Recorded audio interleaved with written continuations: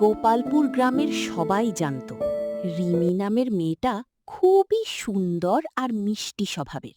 সে যখন হাসত মনে হতো যেন আমের মুকুলে হাওয়া লেগেছে।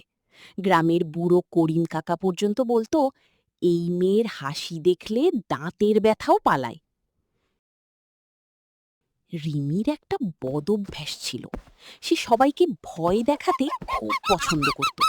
বিশেষ করে তার দুই বন্ধু বাবু আর রানা ছিল তার নিয়মিত শিকার। একদিন সন্ধ্যায় গ্রামের পুরনো বটগাছের পাশে তিন বন্ধু আড্ডা দিচ্ছিল। জায়গাটা একটু ভুতুড়ে বলে পরিচিত। রাতে নাকি সেখানে সাদা কাপড় পরা কেউ হাঁটে, এমন গুজব ছিল।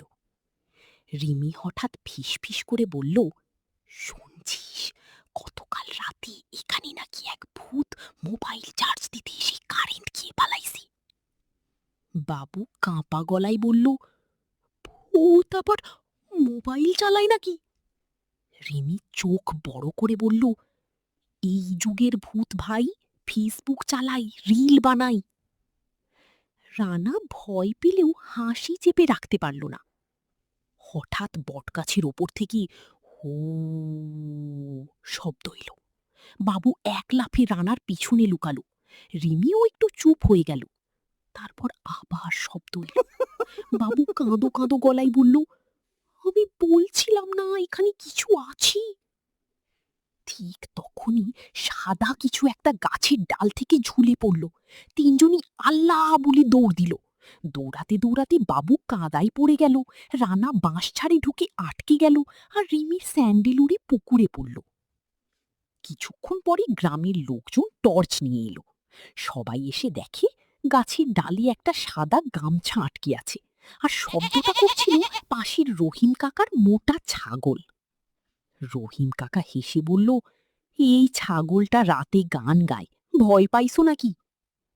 সবাই হেসে গড়াগড়ি খেতে লাগলো। কিন্তু আসল মজাটা তখনও বাকি ছিল। রিমি নিজের স্যান্ডেল খুঁজতে পুকুরের ধারে গেল। হঠাৎ পিছন থেকে কেউ বলল, আমার স্যান্ডেল কি নিল? রিমি চিৎকার দিয়ে বাবুর ঘাড়ে ঝাঁপ দিল। পরে দেখা গেল কথা বলছিল গ্রামের ছোট্ট দুষ্টু ছেলে পিচ্চি সোহেল। সে কাঁথা গায়ে জড়িয়ে ভয় দেখাচ্ছিল। বাবু হেসে বলল, আজকে ভূতের চেয়ে রিমি বেশি ভয় পাইছে। পরদিন থেকে গ্রামের সবাই রিমিকে নতুন নাম দিল, ভূত রানী রিমি। ভিডিওটি ভালো লেগে থাকলে অবশ্যই সাবস্ক্রাইব করতে ভুলবেন না।